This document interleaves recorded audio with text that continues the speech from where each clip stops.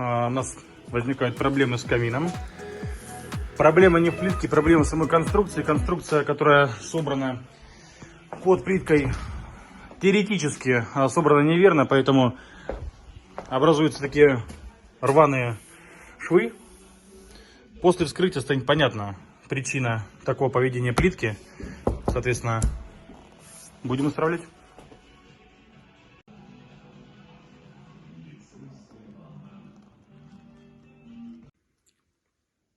Последующий демонтаж показал, что ситуация у нас повторяется, как и на нижней плитке.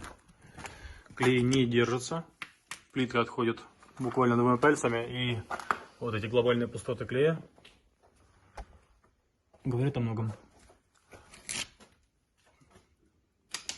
Сейчас мы поднимемся наверх и увидим, что у нас внутри всей этой конструкции.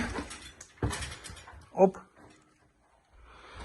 На первый взгляд все круто, все серебряненькое такое, все сияет, все блестит, но главная причина в том, что вот это все дело шатается, болтается, и плитка от этого отстреливает, в том, что конструкция это подвижная.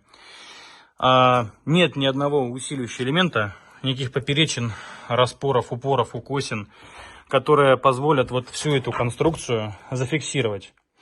Иначе говоря, при нагреве, естественно, любой материал, он расширяется, в том числе металл, из которого состоит конструкция данного каркаса. Соответственно, все это дело расширяется. Плиточный клей и прочее дело, вон, кстати, плитка, вот на такой слой клея укладывается, он тоже показывал. В принципе, это тоже недопустимо. Слой клея должен быть правильным, начинаться от 4 мм в ужатом состоянии, иначе говоря. Плиточный клей работает на гребенке от 6 мм и далее. В том числе клей должен быть правильным, выдерживающим температуру. Значит, по гарантии мастера пришли и начали делать вот что. Поверх старого основания, вот на все это, начали клеить сетку. Да, естественно, сетка здесь никак не поможет, потому что, как я уже говорил, все здесь шатается. А на то, что шатается, плитка держаться не будет. Будем думать, что с этим делать. В доказательство того, что ведет конструкцию, вот это расстояние, вот этот зазор, который приближается к 6 миллиметрам, его раньше не было. После протопки камина конструкция деформировалась и осталась в прежнем состоянии. То есть, как ее увело, так она уведенная и осталась. Этот профиль, на котором все держится. Ну, само собой, этот профиль, он, как и любой другой, достаточно гибкий, он мнется руками. Материал здесь использован для основания жаростойкий, но в один слой толщиной в 9 мм. В 2 слоя было бы, естественно, гораздо правильнее и лучше, но сделано в один. Оснований для демонтажа более чем достаточно.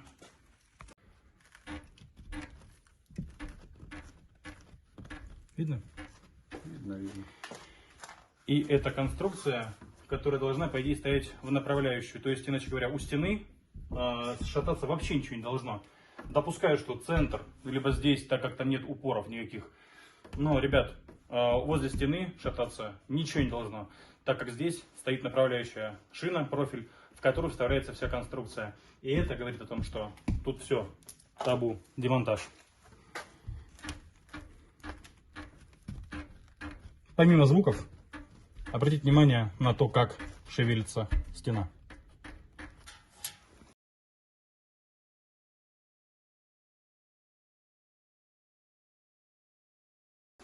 Что мы видим здесь по каркасу, собственно говоря, все собрано на просекателе, что также в корне неверно.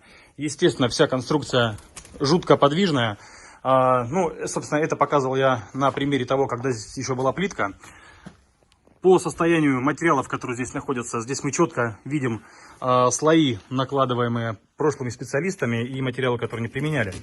Итак, поверх конструкции, которая была собрана криво, ребята положили лист ГВЛ. После этого положили штукатурную сетку, поставили штукатурные маяки, оштукатурили всю конструкцию. После этого уже на штукатуренную конструкцию захреначили вот такой дичайший слой клея, чего также быть не должно. Ну, количество пустот под плиткой говорит само за себя, и тут, в принципе, ничего добавлять не следует. Внутри, заглянув, мы увидим, казалось бы, качественное изображение изоляционных материалов, но пустоты также были на глаза. После демонтажа ваты мы отчетливо видим, что у нас вата была проложена с пустотами, чего также быть, в принципе, не должно. И в целом, как я говорил ранее, пустота и неправильная изоляция привели к тому, что плитка начала отстреливать от нашего конструктора. Ну, собственно, первая причина того, что конструкция вся подвижная. Ну и, соответственно, для того, чтобы наш конструктор привести в должное состояние, необходимо будет также теперь затрагивать конструкцию потолка, убирать лепнину, все вновь восстанавливать. Ну и, кстати говоря, здесь у нас стоят световые короба, которые должны были создавать декоративную подсветку. По итогу реализации данного вопроса, вероятность того, что короба останутся на местах и не будут перекрыты, минимальная. Это говорит о том, что наша конструкция будет увеличиваться в размере за счет материалов, которые мы применяем. Эти материалы держат температуру до 2100 градусов, позволяют на себя монтировать плитку или же любые другие декоративные материалы. Да хоть под покраску, собственно говоря, это все дело можно делать. После демонтажных работ вся картина открылась полностью и становится понятным, какие действия нужно предпринять для реализации данного проекта. На текущее время ведем разметку будущих наших конструкций, чтобы быть уверенным в том, что мы пройдем полностью по размерам и выйдем на прежнее расстояние, что важно. Для общего понимания будущего конструктива, помимо разметки, мы также натянули шнурку в четкие места, которые дают нам понимание того, где у нас должны находиться профиля, как они будут стоять. Собственно, для этого нам и нужны эти нити, для того, чтобы правильно сформировать каркас данной конструкции.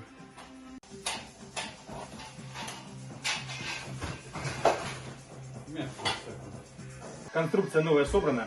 Конструкция собрана со всеми нашими предпочтениями, пожеланиями и удобствами. Конструкция сейчас настолько жесткая, что рукой она не шатается, как прежняя конструкция. Соответственно, теперь в перспективе у нас будет изнутри вешаться термостойкое одеяло. Внутрь каркаса будет закладываться жаростойкая вата. Поверх всего этого дела будет нашиваться материал, который показывал раньше. На него будет укладываться плитка.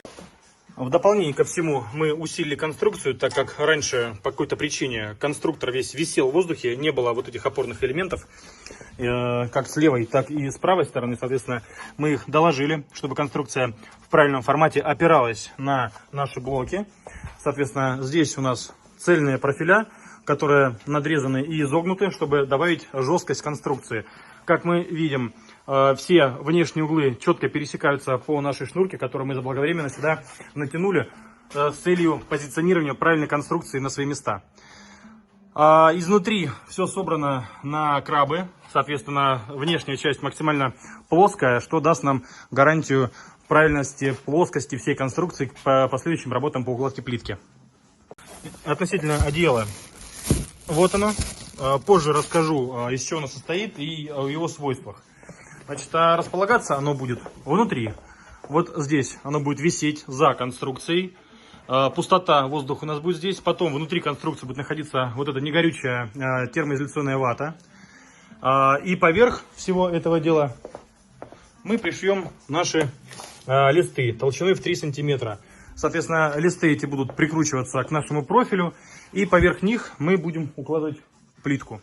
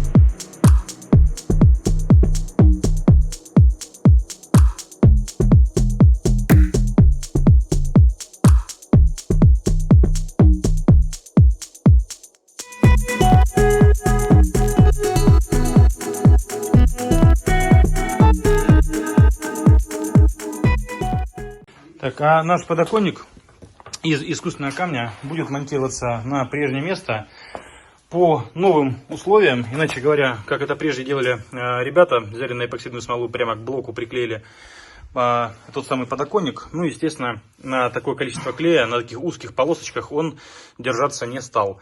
Соответственно, мы это основание будем полностью выравнивать смесью, которая позволит монтировать клей, то есть подоконник на клей, к себе без подобных оснований, без подобных пробелов, дефектов в качестве пористого основания для монтажа подоконника. Мы завершили укладку плитки. Результат у нас получился, ну, как всегда, правильным. Соответственно, плоскостные у нас отклонения отсутствуют.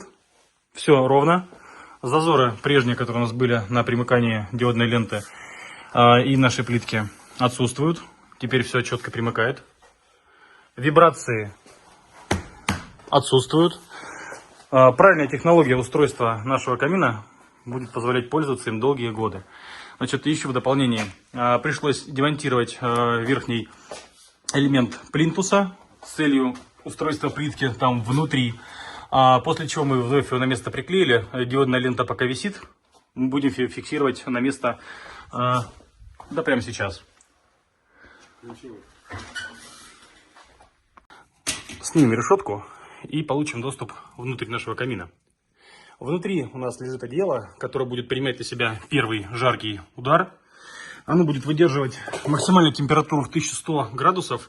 И, соответственно, последующие слои, включительно, которые находятся у нас здесь, минеральная вата, сама плита жаростойкая, которая держит также 1100 градусов. Все это в совокупности будет выдерживать нашу температуру, что не позволит нагреться, соответственно, плитке снаружи и даст возможность функционировать нашей плитке на нашем камине бессрочное количество времени. Все примыкания плитки к световым коробам у нас без зазоров. Равнозначная щель у нас по всему примыканию короба и плитки. Я говорю сейчас о этих примыканиях. Здесь заложен световой короб. Вот так будет понятнее. Включили свет. И теперь видим полный эффект задумки дизайнера. Вот так все это дело выглядит. Кстати говоря, с потолками нам также пришлось повозиться. Но в итоге результат, который мы ожидали увидеть. Все зазоры, все стыки и прочие элементы нашего молдинга потолочного были восстановлены. Соответственно, также выкрашены после всех работ. Также внутренности. Не забываем о том, что не только лицо важно в ремонте, но и обратная сторона. Примыкания. Также все выполнены под 45 градусов, затерты затиркой, и результат мы видим с вами вместе. Что касается подоконника. Подоконник будет переделываться, так как конструкция, форма, конструкция и размер немного изменились. Они стали правильными. И изготовленный элемент теперь не встает на свое место. Будем переделывать.